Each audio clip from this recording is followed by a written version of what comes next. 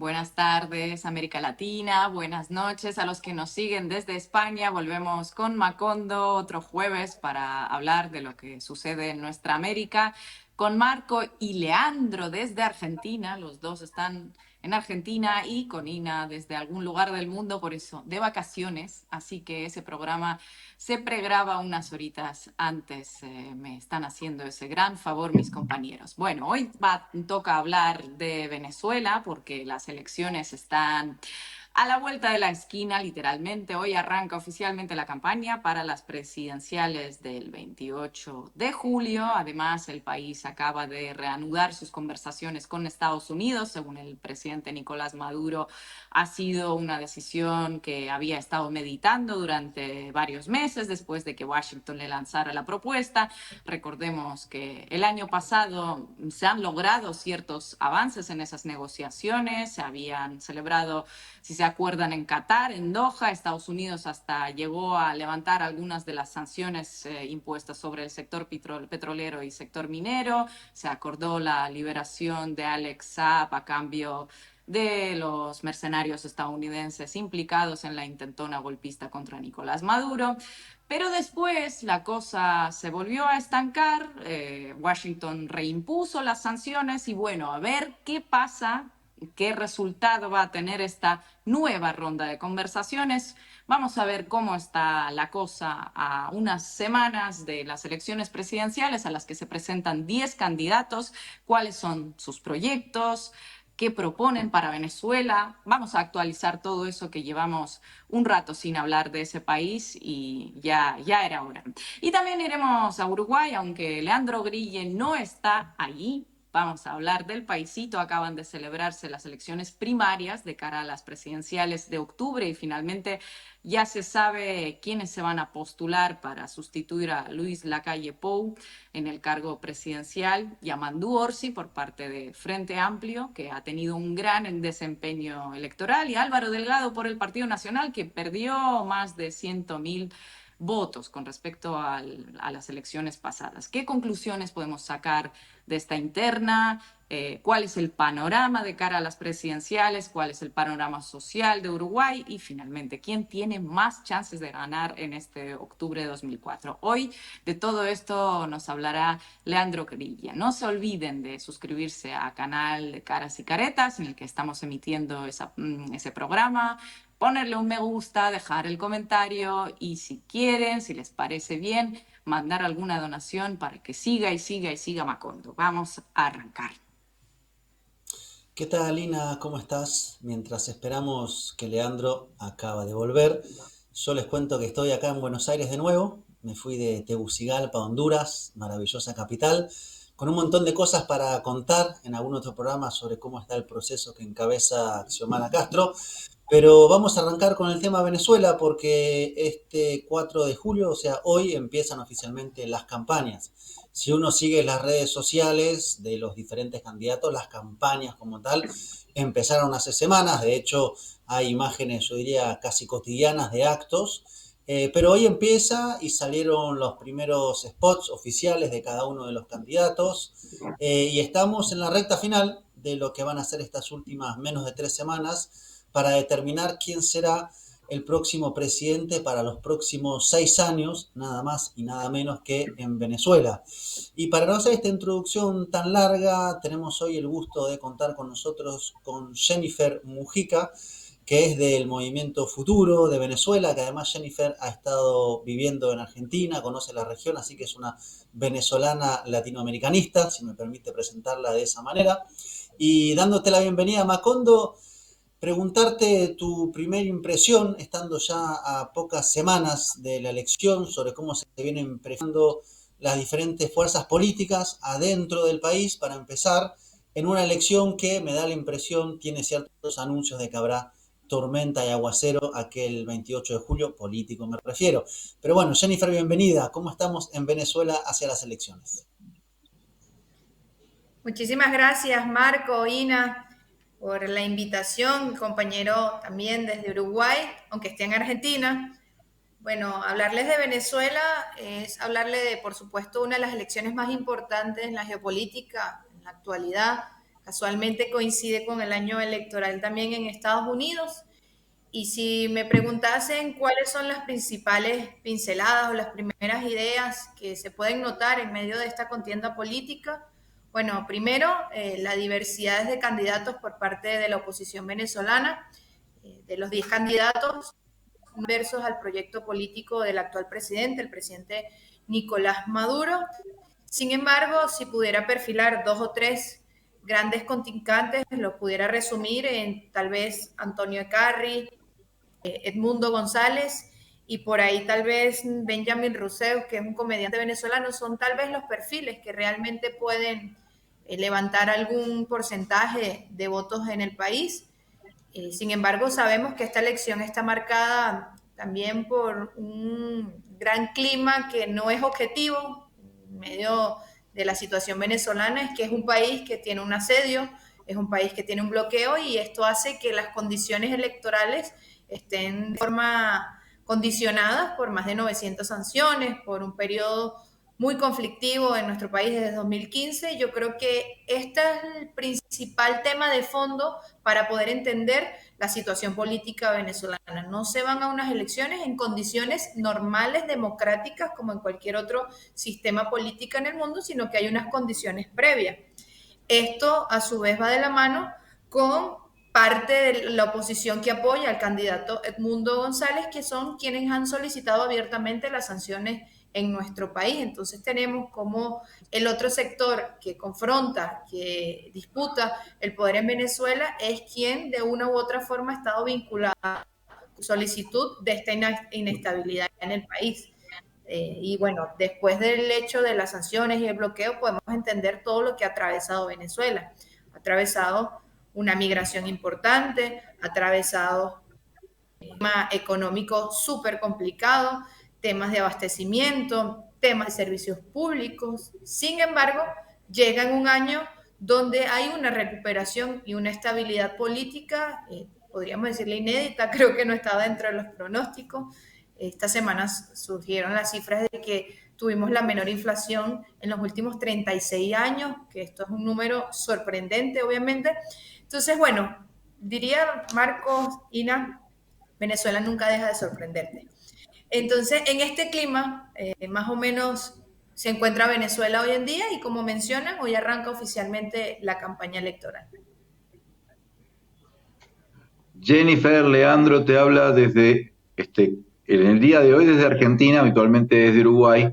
Te quiero consultar, estas elecciones que van a ser el próximo 28 de julio, por cierto, día que Hugo Chávez cumpliría 70 años, tienen ahora esta nueva situación que se produjo en los últimos días, donde Venezuela y Estados Unidos reiniciaron conversaciones luego de las que habían tenido a fines del año pasado en Qatar, que había incluso permitido la liberación de algunos presos. En Estados Unidos el caso de Alex Saab fue liberado, y también en el caso de Venezuela algunos contratistas estadounidenses.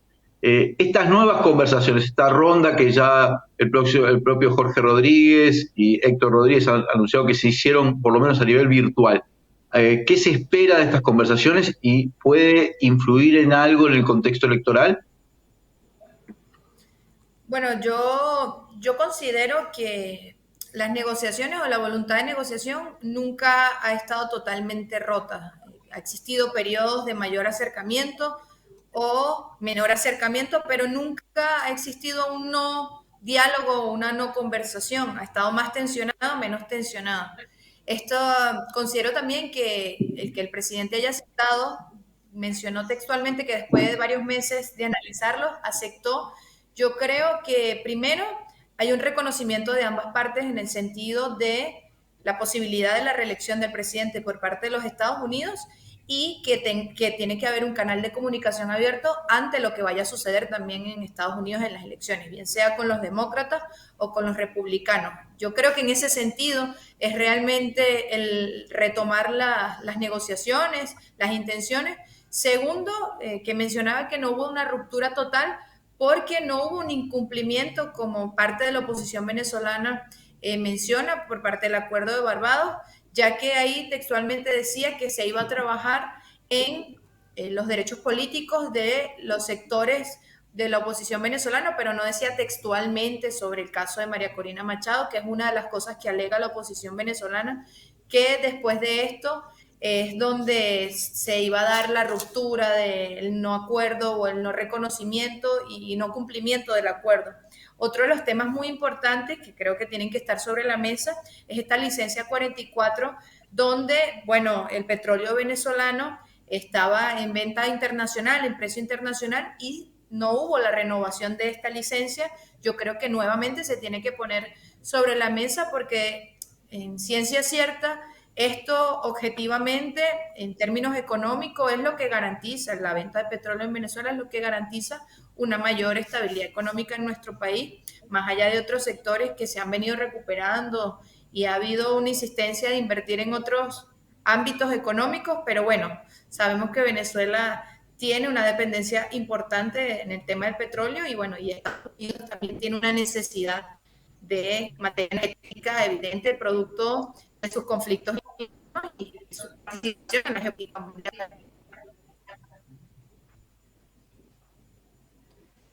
Hay unos problemas de conexión. Voy a Ahí se intentar estabilizó, hacerle creo. una pregunta a Jennifer. Sí, creo que ya, sí, ya se recuperó. Ahí Jennifer, ¿qué estoy. tal? Muchas gracias por estar aquí.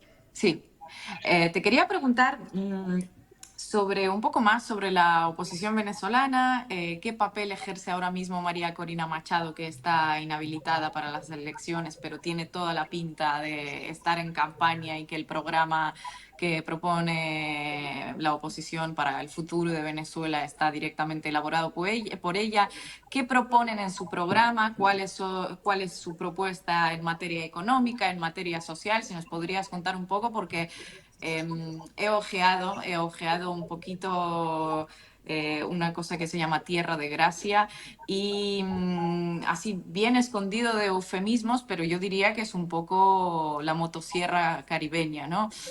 No sé si podríamos profundizar para que la gente se entere un poco cuál es esa propuesta política, económica y social que tienen para Venezuela. ¿Qué hay de innovador más allá de volver a ser subordinados de Estados Unidos, que es a lo que huele un poco ahora mismo? A mí, Bueno, personalmente. como Igual muy me bien equivoco. mencionas, la persona de María Corina es quien motoriza al candidato decidido por su coalición, el cual es Edmundo González. Y particularmente el programa de gobierno no es realizado por el equipo de Edmundo González. El programa de gobierno de Edmundo es el que realizó María Corina Machado, sus asesores y su equipo de trabajo, que es denominado Venezuela Tierra de Gracia. También me tomé el trabajo con el equipo que me acompaña en la política diaria de estudiarlo, de analizarlo, y el programa de Venezuela Tierra de Gracia dice abiertamente, primero, la privatización de nuestra mayor industria, que es la petrolera. Habla abiertamente de que PDVSA pasaría a la privatización absoluta en términos educativos y de salud. Habla de la necesidad, por ejemplo, de las universidades, el método de los vouchers, es decir, que algún voucher con un monto específico de dinero es el que va a garantizar tu acceso a la universidad. No sabemos bajo qué método, qué esquema, pero bueno, es una privatización también de la educación universitaria, cuando en nuestro país hay una educación pública. Otro tema es el de calidad, porque hay que avanzar en más allá de la gratuidad de la educación. Otra de las cosas que alarman es el tema de la salud. El tema de la salud habla de un sistema de privatización por medio de las aseguradoras, que son los seguros en cualquier país. Entonces, habla abiertamente de un programa de privatizaciones. Lo mismo con el tema de los servicios públicos, menciona que para la recuperación de los servicios públicos también la necesidad de la inversión internacional, transnacional, para volver a recuperar los servicios públicos en nuestro país.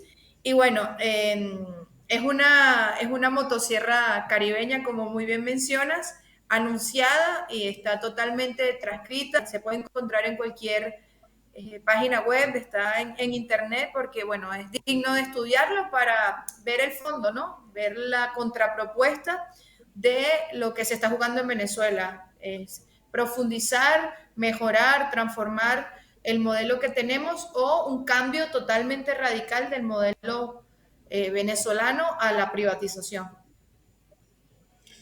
Jennifer, leyendo titulares de medios internacionales, nacionales, escuchando las declaraciones de María Corina Machado, uno percibe la conformación de un marco interpretativo que dice que es imposible que Nicolás Maduro gane las elecciones, por lo que arrojan las encuestas, y como dice Machado, solo puede ganar haciendo un fraude.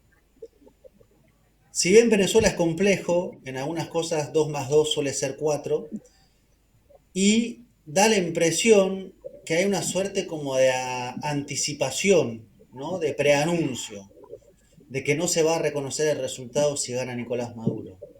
¿Esto es así? ¿Se está viviendo de esa manera en el campo del chavismo, es decir, una suerte de estar en guardia ante un posible escenario de crisis? Bueno, Marcos, primero hay dos argumentos fundamentales que me parecen una contradicción por parte de este sector de la oposición venezolana.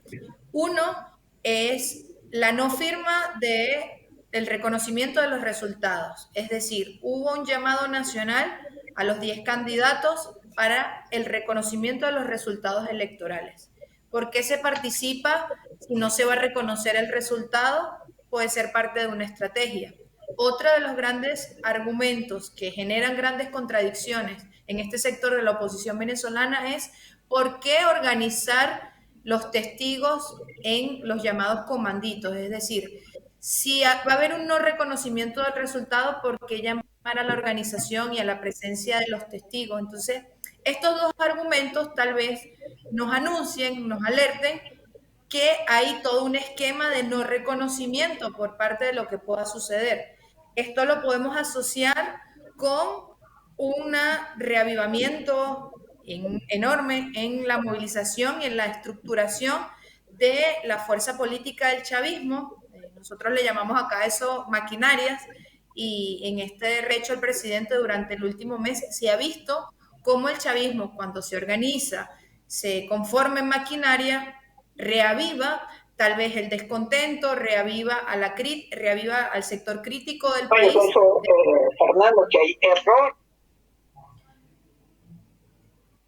De hecho, hace muy poco, ¿quién se nos coló por ahí? De hecho, hace muy poco vimos como un sector que ha estado alejado en los últimos tiempos, un personaje que fue hasta vicepresidente de nuestro país, Elías Agua, bueno, se sumó a una tarima junto al presidente, ya ha dado una entrevista. Entonces vemos cómo en fase también de campaña se reaviva, se reestructura, se reagrupa el chavismo, y es algo que realmente es muy difícil de poderlo confrontar en organización. Entonces yo te diría que sí considero que este sector de la oposición venezolana no va a reconocer los resultados, porque ya ha dado varios indicios de que no lo va a hacer, y que pueda generar nuevamente un llamado a la confrontación en la calle. Y particularmente considero que Venezuela no está en ese ánimo social. El venezolano, la venezolana, está más en un ánimo de resolver sus casos de forma pacífica, preocupada obviamente por su situación propia, por el tema económico, por el tema familiar, por los problemas comunes, ¿no?, de cualquier ciudadano y ciudadana. Y yo no creo que en esta oportunidad se llegue otra vez al aguacero que en algún momento pasó, 2015, por ejemplo, posterior a la elección de Capriles Maduro. Jennifer, hay tanto la Organización de Naciones Unidas como el Centro Carter han anunciado que van a ser observadores internacionales de este proceso electoral, por lo menos luego de que se le revocara la invitación a la Unión Europea, cuando la Unión Europea se sumó a las sanciones o ratificó las sanciones. Y de hecho el Centro Carter entiendo que participó en un simulacro organizado por el Consejo Nacional Electoral hace pocos días. ¿Qué podemos decir de ese simulacro? ¿Qué experiencias dejó? ¿Qué resultados significativos tuvo a la hora de ver, bueno, cómo va a estar organizado el proceso electoral dentro de 24 días? Siempre comentar sobre los procesos de simulacro en Venezuela para el mundo es anecdótico porque todo el mundo pregunta, bueno, ustedes hasta practican cómo votar. Bueno, sí, en Venezuela se practica hasta cómo ejercer el voto y eso fue lo que sucedió este fin de semana en nuestro país. La Organización de Naciones Unidas, a través de una oficina de expertos, participó como observador de este simulacro, al igual que el Centro Carter, que bueno, que tiene prestigio en reconocimiento o en participación de veedores electorales en el mundo, y lo que dio como mensaje, esto que sucedió a través de la elección en el simulacro, es lo rápido del sistema. Realmente hasta el software ha estado actualizado y es un sistema muy rápido el de Venezuela. Se espera, obviamente, participación de toda la población venezolana y llamado no solo a estos organismos que ya han confirmado su participación, hay un llamado abierto de veeduría internacional en nuestro país, porque bueno, si algo ha servido de aprendizaje todos estos años es que la etapa del intento de aislamiento internacional a Venezuela también causó mucho daño y estamos en otra etapa de nuestro país donde las puertas de Venezuela están abiertas, no para la injerencia, pero sí para la garantía de que va a vivir un proceso político o democrático y que obviamente este proceso, como todos los procesos electorales, fortalecen los proyectos de las naciones. Jennifer, te voy a hacer una última por mi parte, una pregunta, no como una militante política, sino más bien como una venezolana, una persona que vive la cotidianidad. Sabemos muy bien que Venezuela a lo largo de muchísimos años ha sido una suerte de espantapájaro, ¿no? De toda la derecha regional y global, a lo largo y ancho del planeta, se convirtió en ese lugar común de si votas a tal, normalmente se referían a las fuerzas progresistas, nos vamos a convertir en Venezuela, ¿no? ¿Cómo es esta Venezuela hoy? ¿Cómo se vive? Después de esas crisis económicas, intentonas, golpistas, años de esa presidencia fake y todo lo demás. ¿Cómo está la cosa hoy económica y socialmente? Venezuela hoy realmente está en paz y yo creo que eso es lo más importante. La confrontación más fuerte y el tiempo más duro creo que es un ánimo de todo venezolano, piense lo que piense, ya pasó, o sea, ya pasó esa angustia tan fuerte que vivimos, ese momento tan traumático que es el desabastecimiento, el tema de los servicios públicos, esa angustia tan fuerte ya ha bajado y estamos como en un proceso ya de reconciliación en todos los sentidos, ¿no? En todos los sentidos de la sociedad. Sin embargo, hay todavía heridas muy fuertes de la guerra, de la confrontación, y yo creo que estamos justo en esa etapa, en la etapa de la necesidad de sanar como venezolanas, como venezolanos, la necesidad de mejorar, porque producto de tanto conflicto, de tanta crisis, hay cosas que obviamente se deterioraron, ejemplos básicos, servicios públicos, educación, salud, y yo creo que estamos en esa búsqueda constante de que hay que mejorar la educación, hay que mejorar la salud, hay que mejorar el sistema de ingresos en nuestro país. El salario es una de las cosas más urgentes en la actualidad, pero hay como un síntoma en común en la venezolana y el venezolano, que esto solamente lo podemos dar en calma, ¿no? No otra vez en conflicto. Entonces, yo creo que en ese momento está Venezuela, en una tranquilidad, pero con expectativas para mejorar, porque definitivamente hay cosas que hay que mejorar, sin duda alguna. Esperemos que Jennifer así siga. Mujica hoy con nosotros.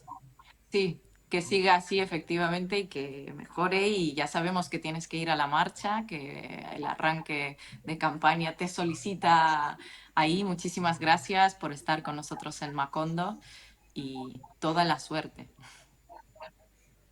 Gracias a ustedes y bueno, los esperamos por acá en las elecciones. Bienvenidos los tres. Gracias. Gracias, Ahí nos Jennifer. veremos.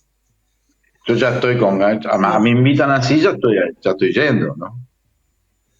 No lo No, dudo. Bueno, Marquito.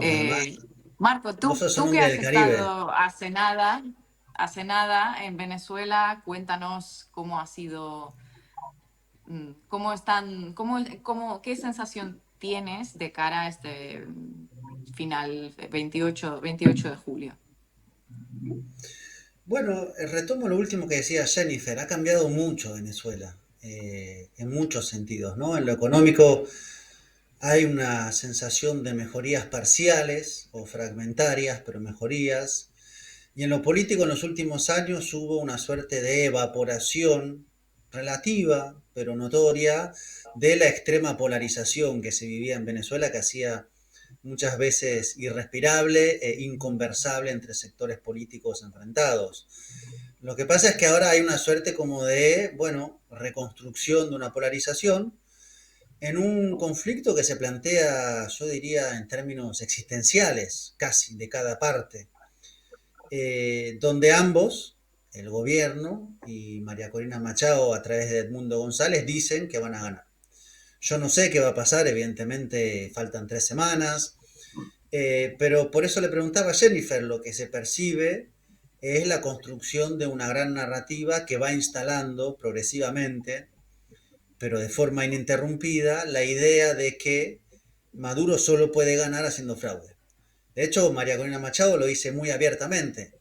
Yo me haría solamente una pregunta: ¿cómo alguien que dice que Maduro solo puede ganar haciendo fraude podría reconocer una victoria de Maduro, si viene repitiendo de que no hay posibilidad de que suceda sin fraude? Entonces, hay muchas cosas en danza.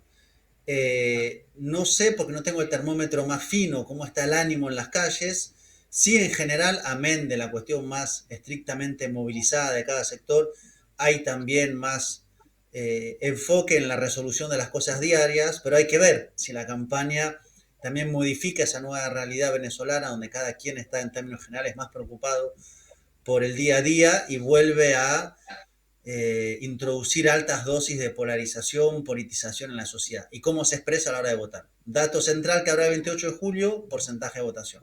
Ahí habrá que ver. En general viene a la baja en Venezuela. Veremos, según esto, cuántos votan y si aumenta, a dónde va ese caudal electoral. Ahora, no sé si me puedo decir algún comentario, estimada Ina, que siempre llevas el relojito ahí. Adelante. Que lo quiero hacer como una apreciación, porque hace como un mes y medio, acá en Macondo, charlábamos un poco y creo que tuvimos una conversación, intercambio con Marco en relación de cómo veíamos este proceso electoral en Venezuela. Cuando estaba todo el tema de María Corina, la otra Corina, todo lo que es el proceso que llevó al CNE a inhabilitar o no inscribir una candidatura, y bueno, después surge esta solución de Edmundo González. Y teníamos también esa duda, ¿no? ¿Qué pasará en este proceso electoral? ¿Qué es lo que se ve? María Corina parecía que estaba con gran capacidad de movilizar. Ahora, en las últimas semanas se ve que también el gobierno tiene gran capacidad de movilizar, pero mucha capacidad de movilizar, y como hacía notar hace un ratito Jennifer, el activar la maquinaria del chavismo claramente ha volcado gente en todo el país y hoy se espera incluso una movilización importante. Ahora, el elemento económico, que fue durante años también un planteo político como central, decir, bueno, a lo Argentina, el problema de la inflación, el problema de la depreciación de la moneda a niveles astronómicos, más allá de las causas, nosotros muchas veces discutimos las causas operadas, las causas del bloqueo, lo que se había sucedido con la industria petrolera, pero ahora tenemos una situación donde Venezuela marcó en el último mes creo que 1.2 o menos de inflación, la más baja en 30 y pico de años, donde se estabilizó el valor del bolívar. O sea, la depreciación no es que no exista, pero ya no tiene nada que ver con los niveles anteriores. la producción petrolera ha aumentado al 1.000.000 de barriles diarios. ¿Hacía cuánto que no había esa producción? O sea, hay señales claras en los términos económicos, ¿sí?, de que ese gran enemigo, al estilo, como dice Milei, que es la inflación, bueno, fue controlada. Podríamos discutir incluso desde la izquierda si el mecanismo con el que se controló no fue un mecanismo demasiado ortodoxo que se viene aplicando desde el 2021. Pero lo cierto es que es bastante contradictorio, paradójico, diría yo, que la derecha empieza a plantear ahora el problema del salario mínimo, cuando sabemos perfectamente que están en contra de la existencia en sí mismo de un salario mínimo. O sea, a mí me parece que ese aspecto, el que se vaya desmantelando algunos argumentos económicos, sin que esto signifique que Venezuela esté bien, es un país que tiene 900 sanciones encima, ciertamente, deja a María Corina y a la derecha más rancia en una discusión más bien de tipo de tipo de gobierno, en una discusión donde la polarización hay que ponerlo en términos de estos son el mal. Pero yo no tengo ese argumento de ni el dólar paralelo, ni la inflación de 1.000.000%, no tienen ese argumento. Y eso yo creo que tiene que debilitar esa narrativa, porque la economía es muy importante en un proceso electoral. Y en cierto modo el gobierno de Maduro logró en este periodo estabilizar la economía, que es como un primer paso para lograr empezar a recuperar niveles de vida, ¿no?, dentro de la situación venezolana. No sé, me parece que es un dato muy alentador ese para el gobierno, que no debe ser subestimado y mucho menos precalificada la elección diciendo va a haber fraude. No, hay mucha gente que debe decir, bueno, esto lo lograron controlar y era un objetivo que hasta ahora es muy poco los que han logrado controlar eso, la inflación de ese nivel. No sé si hay muchos antecedentes. No digo más porque sé que me pasé de tiempo, pero quería comentar esto. Sí, a mí un último comentario. A mí me interesó mirar un poco el programa de Edmundo para internacional, ¿no? Simplemente, seguramente para confirmar mis propios sesgos que tenía, que quedaron bien confirmadas. Y más allá de ese antagonismo y esa oposición tan férrea a las políticas externas de Venezuela, que se ha visto obligada y empujada a construir esos lazos, ¿no?, con las potencias emergentes, con el sur global, lo que ahora se llama el sur global, ¿no? Pero estamos hablando concretamente con Irán, de Rusia, de Irán, de Turquía. Yo veo en el programa de Edmundo y de la oposición, pues el regreso, ¿no?, y retomar las relaciones con Estados Unidos, que ellos ven como algo natural para un país geográficamente ubicado donde está ubicada Venezuela. Y podría ser, pero me parece que estamos en pleno 2024, donde vemos unos procesos globales geopolíticos hacia una cada vez mayor multipolaridad, y me parece simplemente un error estratégico muy grande que a largo plazo puede dar resultados nefastos, alinearse como lo está haciendo Milei en Argentina, y después tiene que agachar la cabeza y estrecharle la mano igual a Xi Jinping, ¿no?, o mandar a Diana Mondino para que hable. Me parece un error reducir tu política externa a una potencia que lo sigue siendo, nadie lo está negando, pero en un momento en el que pues, el mundo está cambiando a un ritmo muy acelerado y donde surgen potencias que están cuestionando esa hegemonía, ¿no? Simplemente añadir eso. No sé si quieren meterle un comentario más o vamos directamente al corte. No, vayamos al corte porque hay para seguir debatiendo un rato largo y se nos va a pasar Uruguay, ese pequeño gran país que tenemos acá al lado, y después en Uruguay Mirá si se nos pasa Uruguay. Si se nos pasa Uruguay. No.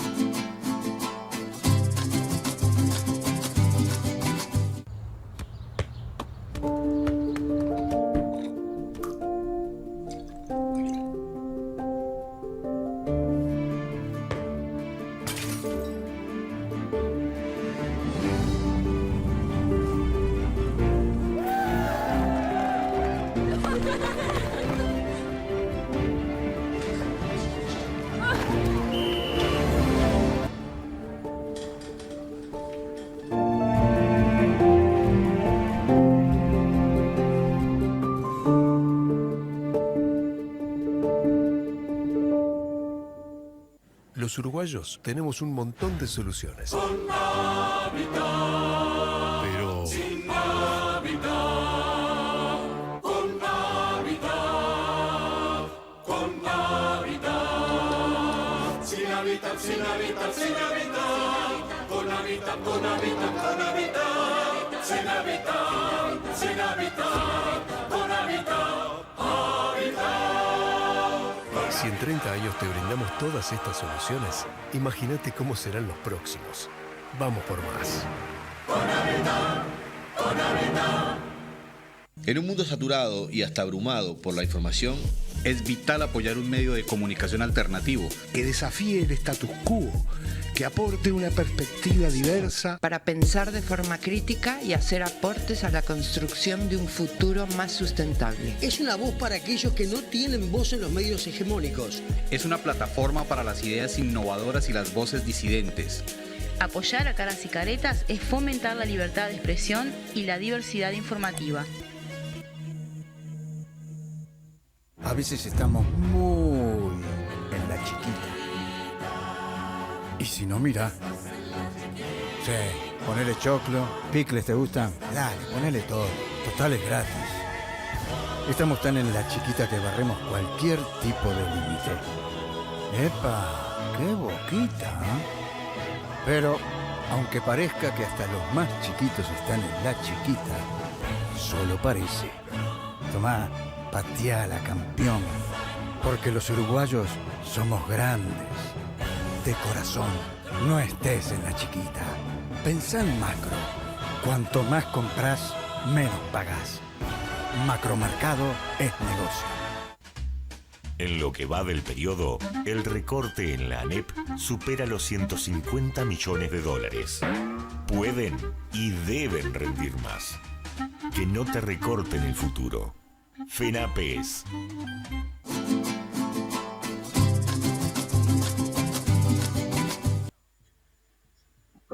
Bueno, volvemos con Macondo. Gracias a toda la comunidad que nos está acompañando. Recuerden que pueden poner los likes, que pueden hacer donaciones en el chat de nuestro canal y hacerse socios incluso de la comunidad de Caras y Caretas, que lo pueden ver en la página web de Caras y Caretas, las formas de hacerse socio. Bueno, vamos a meternos con Uruguay, porque el domingo pasado fueron las elecciones internas, que el pasado 30 de junio se cumplió que vendría a ser la etapa cero del proceso electoral que nos va a conducir a tener un nuevo gobierno en Uruguay a partir del 1 de marzo del año que viene. En esta instancia electoral del domingo pasado fue una elección voluntaria. No es de participación obligatoria, es el único proceso electoral de este tipo que no es obligatorio, donde la ciudadanía está convocada para elegir entre las diferentes candidaturas o precandidaturas que hay en los diferentes partidos políticos, cuál quiere que sea finalmente el representante de su partido, el partido que lo convoca en la elección nacional del próximo 27 de octubre. En este proceso del pasado domingo votó el 36% de la población. Recuerden, es una votación voluntaria. De todas maneras, marcó un mínimo en relación con la historia de las elecciones internas que se vienen realizando desde 1999. Fue la que tuvo menos votos, pero no un mínimo muy significativo. La anterior elección interna tuvo un par de puntos más de participación, y la otra había tenido 37, o sea, no es que hay una variación de que cayó 10 puntos. Está ahí. Bajó en relación con la última interna, votó menos gente, ¿sí? Y se notó. En la elección interna pasada votaron poco más de 1 millón de personas, 1.070.000 personas, y esta vez votaron 970.000 personas. Para los que nos miran desde otros países, sepan que en Uruguay no hay gente. Hay 2.700.000 habilitados, ¿sí? Bien. ¿Cuántos uruguayos hay fuera de Uruguay? Y hay como 500.000. El otro día llenaron una cancha ahí en Nueva Jersey para ver Uruguay no me acuerdo contra quién en la Copa América, pero no me acuerdo contra quién, pero sí sé que Uruguay ganó porque ganó todos los partidos por ahora. Contra Estados Unidos ganó Uruguay. No, pero esa no fue en New Jersey. La anterior, creo que no me acuerdo contra quién había sido, contra Panamá Bolivia. o... Contra Bolivia. Perdón, momento Copa América. Sí, hoy tenés momento Copa América hoy de noche, a ver cómo le va. Sigamos con las elecciones. Bueno, sigo. Los tengo que moderar. Sigamos con las elecciones. Pero pará, porque el tema Copa América, después voy a volver sobre eso. Adelante. Pero es que a Ina le molesta porque en la última Copa allá en Rusia le ganamos 3-0 a los rusos. Bueno, está, no importa. Volvemos ahora con la selección. ¿Qué pasó? ¿Cuál fue el resultado? Primero, recordar, son elecciones internas. Se eligieron los precandidatos. En el caso del Frente Amplio, había tres precandidatos, pero había dos precandidaturas muy fuertes. Una, la del intendente de Canelones, Yamandu Orsi, y la intendenta de Montevideo, Carolina Cose, y también estaba el intendente de Salto, Andrés Lima. Claramente, Orsi y Carolina Cose eran los favoritos en esa disputa, además representan las dos localidades más grandes del Uruguay, esas dos, la capital, Montevideo y Canelones, y el resultado anticipado por las encuestas y confirmado en la realidad fue la victoria de Yamandu Orsi, que alcanzó casi un 59% de los votos en la interna, seguido por Carolina Cose con un poco menos del 40%. El intendente de Salto, Andrés Lima, marcó muy pocos puntos, menos de 4 puntos. ¿Sí? En el Partido Nacional se definió también la interna, no hubo sorpresas, se sabía que iba a ganar Álvaro Delgado, ex secretario general de la presidencia, o sea, casi que el secretario de la calle Pou, en una competencia que además era entre la misma corriente del Partido Nacional, entre herreristas, el sector más liberal del Partido Nacional, pero dos precandidaturas, se suponía que iba a ganar por una ventaja grande y ganó por más de 50 puntos contra su competidora Laura Raffo. Y en el Partido Colorado, otro partido que integra la coalición, de gobierno de la derecha, ganó Andrés Ojeda, un candidato que aparece a fuerza de marketing y publicidad, con muchos recursos, mucha publicidad, joven, al estilo Noboa, en ese sentido de ser joven, que hace fierro, medio fachero, candidato así muy de marketing. Bueno, y efectivamente ganó en la interna del Partido Colorado contra otros 4 precandidatos. Eso en relación con ¿cómo queda la elección nacional? La elección nacional se va a definir entre Yamandu Orsi y Álvaro Delgado. Son los que tienen chance de ganar la elección. Eventualmente, Yamandu Orsi tiene chance de ganar en primera vuelta. Álvaro Delgado está confiado en llegar a una segunda vuelta y con los votos de la coalición, es decir, de todo el conjunto de los otros partidos que no son el Frente Amplio, obtener la presidencia. Ellos van a ser los competidores principales. Pero ¿qué pasó? ¿Qué otras lecturas hay que hacer de este proceso electoral? Bueno, coinciden todos los analistas y cualquiera que más o menos... Sí, perdóname. No, porque sé que vas a ir desplegando todos los elementos, pero a mí me surgen algunas preguntas en el medio. Entonces, si hay como una pequeña posibilidad, pensando para un público que no necesariamente conoce en detalle. ¿Quedó Yamandu Orsi dentro del espectro del Frente Amplio? ¿Dónde se sitúa Yamandu Orsi como para saber, en caso de que sea electo, más o menos qué sector, en el campo, no sé, de la centro-izquierda hasta la izquierda que abarca el Frente Amplio, del centro hasta la izquierda, dónde está posicionado Yamandu? Yamandu Orsi es una persona de la orgánica del Movimiento de Participación Popular. Es, para decirlo para el exterior, es el candidato de Pepe Mujica. Yamandu es Pepe, ¿sí? Es línea directa desde hace 30 años, ¿no? Pero su campaña y en general toda su conducta de su discurso político, sobre todo en los últimos años, apunta, entiendo yo, a concitar la adhesión de un electorado que no está necesariamente en la izquierda. O sea, de ensanchar, diría él, la portera para que lleguen votos de otros lados. Por lo cual hace un planteo, si querés, más de centro o más dialoguista, ¿sí?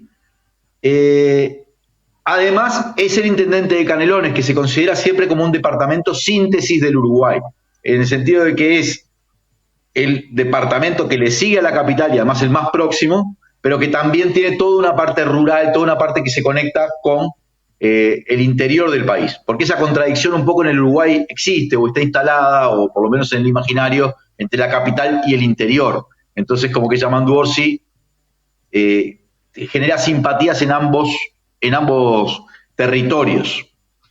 Carolina Cose venía haciendo, y tiene un planteo, si querés, más cercano, con mayores apoyos de un sector como más a la izquierda del Frente Amplio. Nuevamente, esto es como una caricatura, porque el MPP es para afuera, ¿no? Es Pepe, ¿no? También es el Movimiento de Liberación Tupamaros, también o sea, es difícil discutir quién está más a la izquierda o no. Simplemente es un planteo político, cómo se dan las campañas. Carolina tenía el apoyo del Partido Comunista, del Palista, aparecen hoy como escorados un poco más hacia la izquierda dentro del Frente Amplio. Ambos representan sectores que históricamente están a la izquierda del Frente Amplio. Quiero decir que los candidatos que podríamos decir de sectores más moderados, más bien tuvieron que alinearse con uno de los dos, y en general se alinearon con Orsi, aunque algunos también, el espacio socialdemócrata amplio se alineó con Carolina Cose. ¿Se entiende? O sea, como que está todo como Leandro, desplazado un poco. ¿cuáles son las posibilidades de ganar en la primera vuelta? Porque estabas mencionando que podrían ganar en la primera. ¿Ustedes ya tienen algunas estimaciones? ¿Hay algo? Ahí está. Primero, el Frente tenía como objetivo, el Frente Amplio tenía como objetivo lograr mayoría parlamentaria en octubre. Es más fácil llegar a mayoría parlamentaria que ganar en la primera vuelta, porque en la primera vuelta se necesita el 50% más uno de los votos, considerando que los votos en blanco son votos en contra, ¿se entiende? O sea, considerando en el universo los votos en blanco. En cambio, para distribuir el Parlamento se considera exclusivamente los votos efectivamente hechos a algún sector, por lo cual uno puede tener con 47, 48% una mayoría parlamentaria, pero necesita el 50 más 1 para ganar la elección nacional. Ya esto ha sucedido, el Frente Amplio ganó 2 veces con mayoría parlamentaria en segunda vuelta. Solo una vez ganó en primera vuelta, que fue el gobierno de Tabaré en el año 2004. Ese se ganó en primera vuelta. Las encuestas venían dando como que iba a segunda vuelta. El Frente arrancó con una intención de voto muy por encima de la que tuvo en el 2019, donde recordemos que perdió en el balotaje solo por 30.000 votos, ¿sí? Está como 10 puntos o 12 puntos de intención de voto por encima de 2019 en las encuestas, ¿sí? Entonces todo indicaba que lo más probable es que el Frente ganara ya en el balotaje ganara. O sea, primero el Frente es el más probable ganador, pero que fuera en el balotaje. Lo que pasa es que en la elección interna, por eso digo que hay que hacer alguna lectura más, no tanto sobre la interna, cómo se resolvió, sino sobre una especie de competencia ficticia entre los partidos. Es una elección interna, pero también es cierto que la gente vota o a los blancos, o a los colorados, o al Frente, o a otro, y uno puede comparar. Da bastante aire a los que piensan que se puede ganar en primera vuelta. ¿Por qué? Como les contaba, en la elección esta votó 100.000 personas menos que en la elección de 2019, ¿sí? Sin embargo, el Frente Amplio tuvo 200.000 votos más, casi, ¿sí? Pasó de 250.000 a 400 y pico de miles. O sea que toda la pérdida de electorado se registra en los partidos de la derecha. El Partido Nacional, que es el partido que gobierna estrictamente, perdió 140.000 votos o 130.000 votos de 2019 a esta elección interna. Y el Partido Colorado hizo la peor votación de su historia, cayó a 100.000 votos. Ya eso era muy poco para el Partido Colorado, que en la elección interna pasada tuvo 180.000. Y el partido de Manini Ríos, alguna vez hemos hablado, esa especie de partido militar de ultraderecha, cabildo abierto, que fue la sorpresa en la elección pasada, había tenido 50.000 votos en la interna, apenas tuvo 17.000 votos, ¿no? Lo cual ya de alguna manera estaba anticipado por las encuestas porque ha caído mucho. Entonces, mientras que en la elección interna pasada, el conjunto de los partidos de la coalición tuvieron como 200 o 300.000 votos más que el Frente. Y eso no estima qué va a suceder en las elecciones, porque todo el mundo sabe que en la elección interna del Frente Amplio habitualmente no vota tanta gente y después en las elecciones nacionales sí. Esta vez no fue así. Esta vez el Frente Amplio tuvo una votación muy alta, de las más altas de la historia para una interna, mientras que los partidos tradicionales tuvieron una votación muy baja. De las más bajas, de hecho el Partido Nacional, la más baja que tuvo. Bien. ¿Cómo se explica este fenómeno? Bueno, la lectura que quieren hacer los partidos tradicionales, igual sumando el Partido Colorado, el Partido Nacional, de otros partidos menores, se tiene un poquito más de votos que en el Frente Amplio en una elección voluntaria. Pero eso es una lectura que no se la lleva a nadie, porque cuando tienen 300.000 votos más en la elección interna, puede ser un poco complejo esto, apenas ganaron por 30.000 votos en la elección nacional. Y esta vez estuvieron prácticamente empatados. La lectura máxima que están haciendo los analistas es, bueno, esto refleja, uno, que el Frente Amplio efectivamente está en una mucho mejor condición que la vez pasada, mucho mejor condición, pero además que el desgaste o el partido o el gobierno está pagando un precio alto. No es que la gente, ni siquiera sus propios votantes, se amontonan para ir a votarlos. De hecho, se ausentaron. De eso te quería preguntar un poco, que hagamos el balance de ese gobierno, porque estaba también recordando los programas que le hemos dedicado a Uruguay y siempre iba bien el caso Astesiano, uno de los primeros programas, ¿no? Los pasaportes falsificados rusos, el caso Marcet, después miré un poco las dinámicas de la pobreza, los índices de la pobreza, y la pobreza aumentó en Uruguay en este mandato de Lacalle Pou. ¿Cuáles son las chances de ganar de la oposición con esos resultados que no están muy... En principio, si bien la estructura de propaganda del gobierno, eso sí ha sido eficaz, Lacalle mantiene una aprobación alta, como simpatía, lo que no significa que la gente confíe en Lacalle. Son como dos preguntas distintas, y además Lacalle no puede ser... Los resultados del gobierno son lo que vos estás viendo. Aumentó la pobreza infantil, se perdieron durante 4 años salario real, se empezó a recuperar ahora en el último año, pero cuando se mira por quintiles se ve que toda la recuperación se explica en el quintil de mayor ingreso, o sea, los otros 4 quintiles perdieron ingresos reales, ¿verdad? La población de calle, en situación de calle, sobre todo en el área metropolitana, Montevideo y los departamentos cercanos, es impresionante para los datos uruguayos. No digo que sea impresionante para toda América Latina, digo para el Uruguay. Es como muy impactante. Los indicadores no le dan bien, y algunas cosas que ellos prometieron como que iban a ser sus logros, como ejemplo la seguridad pública, es un desastre. Aumentaron mucho el número de homicidios, por ejemplo, por cada 100.000 habitantes. La gente considera que la inseguridad es uno de los problemas del Uruguay. El déficit fiscal, que según ellos era un tema tremendo, no solo no bajó, sino que subió. Y, en fin, no han tenido logros de ese orden. ¿Pueden ganar? Bueno, es difícil ganar, es difícil que ganen. Recordemos sí que en Uruguay es un país partidizado y además con gran ideologización. Hay un 40% de la población que va a votar a la derecha, eso olvídate. Como hay un 40% de la población que va a votar a la izquierda. En general, todo se resuelve en ese porcentaje de 10-15% que puede oscilar. Hoy todo indica que van a estar votando al Frente Amplio, y en principio uno espera que primero que el Frente Amplio va a votar mucho mejor que la elección pasada, y es muy difícil que no gane, ¿sí? Pero además el Frente hizo una lectura autocrítica de lo que había pasado la vez pasada y en los últimos años, que se ve que aprendió todas las lecciones. Por ejemplo, la elección interna pasada, la elección anterior, tuvo muchos problemas internos para resolver la fórmula, es decir, presidente y vicepresidente. Esta vez no, en 1 hora resolvieron la fórmula. ¿Y cómo se integró la fórmula? Con Yamandu Orsi y Carolina Cose, su principal competidora, ¿sí? Eso es como una fuerte imagen de inmediato, de unidad, se terminó. Se resolvió la interna, todos juntos. Ese fue el mensaje que mandó el Frente Amplio, lo mandó además muy honestamente, era lo que la gente quería. Mejoró mucho su votación, también a expensas de que mejoró mucho su votación en algunos lugares del interior. Recuerden que la autocrítica que hacía el Frente Amplio es que había descuidado un poco ese voto del país, que fue donde se hizo fuerte la derecha, pero también mejoró mucho en Montevideo, donde siempre gana el Frente Amplio, pero había perdido votos en la elección pasada. Y en esta interna más que triplicó los votos del Partido Nacional, su inmediato competidor.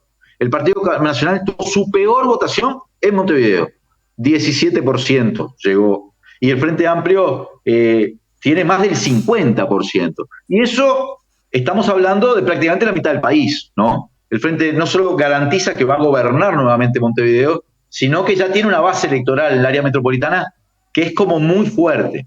Y en los 3 departamentos donde gobierna, Montevideo, Canelones y Salto, en los 3 ganó el Frente Amplio. Lo cual también es un dato. Andrés Lima, este tercer candidato que marcó muy poco, pero que es el intendente de Salto, ganó en Salto.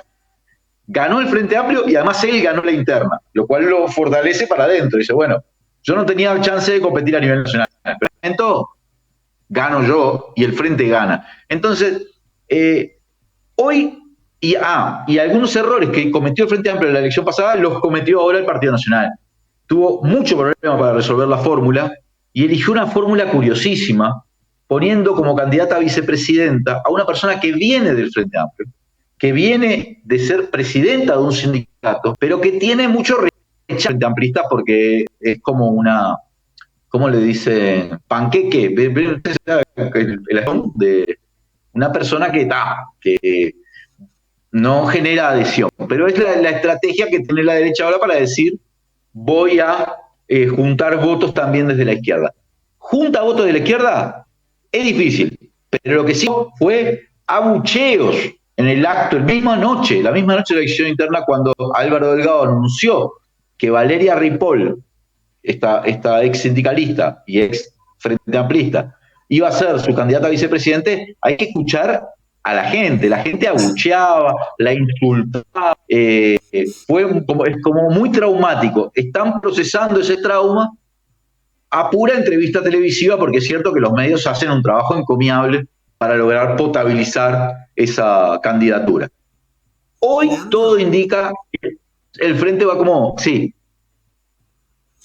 No, nos estamos quedando sin tiempo, entonces como una pequeña reflexión con su pregunta incluida, respecto a que se ha hecho costumbre en América Latina, y lo charlábamos un poco la otra vez cuando fue el tema del análisis de la fake news contra Orsi, que Uruguay, dentro del mapa de la altísima inestabilidad latinoamericana, amén, no sé, de México o algunos países menos, es un país, una democracia que demuestra como una fortaleza, como respeto a unas reglas del juego, que por lo pronto, no sé, pero no pareciera que hay de acá a las elecciones hipótesis de que eso pueda transformarse en crisis. Preguntarte un poco sobre esa particularidad uruguaya, que si uno ve el mapa regional, cierro con esto, si uno ve el mapa regional, es realmente como llamativo. Y porque ya cierra el programa, no quería quedarme con este comentario atravesado. El sábado juegan contra Brasil, así que según quien gane entre ustedes o Brasil, seguramente nos veremos más adelante. Y hemos de señalar que están haciendo una buena performance gracias a un entrenador argentino, obviamente, que es Marcelo Bielsa, que le ha dado nuevamente a Uruguay cierta aura de buen fútbol, ¿no? Pero si no fuera por el aporte argentino, no sé cómo estaría la cosa. Pero bueno, la pregunta era por la situación. Pero no te puedo... Bueno, escuchame una cosita, ya para que nos comparemos con Argentina. El Partido Libertario, por ejemplo, que se presentó en la elección interna, tuvo 485 votos, inspirado en Milei. Necesitaba 500 votos para poder participar de la elección nacional y no los logró, lo cual también habla en buena medida en que en Uruguay por lo menos todavía no han prendido esas ideas. Es cierto que el sistema de partidos uruguayo es fuerte, es cierto que aunque la elección interna no convoca el 100%, vean, votó el 36%, es una elección voluntaria. Ese dato en el Uruguay le preocupa al sistema político porque dice, che, es una elección baja, pero si uno lo mira comparado con América Latina, de repente no es tan baja, es bastante importante.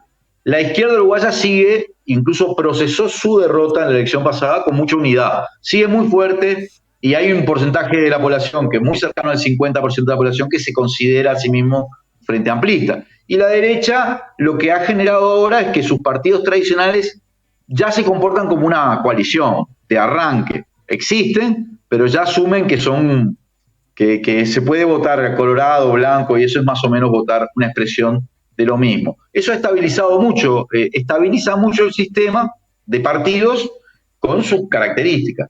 Lo que pasó con Orsi, la denuncia esa, que fue como una misil por debajo de la línea de flotación, ¿recuerdan? Muy perversa, se desmontó durante la campaña. Pero no deja de ser una alerta de que esas cosas que antes no sucedían en Uruguay, y es obvio que vienen porque están coacheados, en fin, quiero decir, esto no es que se le ocurrió a Romina Celeste, hay cosas atrás, sí, ¿no? Lo que pasó con Orsi, para recordar a los oyentes, son las acusaciones de dos mujeres trans, una trama de acusaciones sobre presunto acoso sexual, de las que luego las dos se retractaron.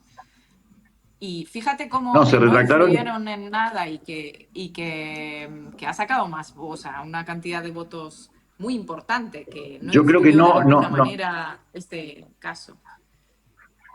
no influyó en el sentido de que a Orsi no le sacó un voto, porque la gente creía en Orsi, y Orsi es una persona también muy creíble, y yo qué sé, yo lo conozco muy bien personalmente, me considero un amigo de él hace 30 años, me parecía delirante la denuncia, terrible, pero la gente puede mirar hacia un político y decir, bueno, puede haber algo, la gente no creyó, entonces no le hizo perder votos, pero cuando se desmontó, que no fue solamente porque se retractaron, fue tremendo el cruce, o sea, había grabaciones que demostraban que habían fabricado una mentira.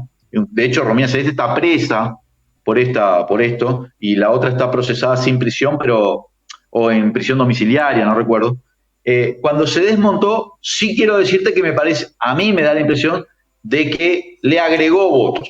No le quitó votos, pero después sí le agregó porque seguro se generó una corriente de simpatía hacia una persona a la que le habían tirado todo. Le habían acusado de haber golpeado a una trans, o sea, a una persona que tiene hijos chicos, en fin, es como muy brutal lo que le hicieron en su imagen. Y él bancó en el sentido de que no se desvió en su campaña, se mantuvo contemple, mantuvo haciendo las mismas afirmaciones, aunque eso le debe haber afectado personalmente y Viene a familiarmente. ser el primer aviso, viene a ser, decís, el primer aviso de las campañas que se pueden Orsi montar desde la lo extrema dijo, derecha. ¿no? Orsi lo dijo, ojo con esto, ¿no? Obviamente, esto es una cosa que hacen las ultraderechas en el mundo. No había pasado en el Uruguay. Pasó, se desmontó. Un poco por fortuna se desmontó. Podría haber demorado un año en desmontarse esto. O sea, no era verdad, pero los tiempos judiciales son muy distintos a los tiempos electorales, ¿verdad? Entonces hay Y que los estar tiempos de alerta a ese nuestro tipo de programa cosas. son limitados. Tenemos que ir cerrando. Hay que tener ojo con eso. Vamos a estar pendientes de acá a octubre a ver qué pasa en Uruguay, y de momento nos tenemos que despedir hasta el jueves que viene. Suerte contra Brasil.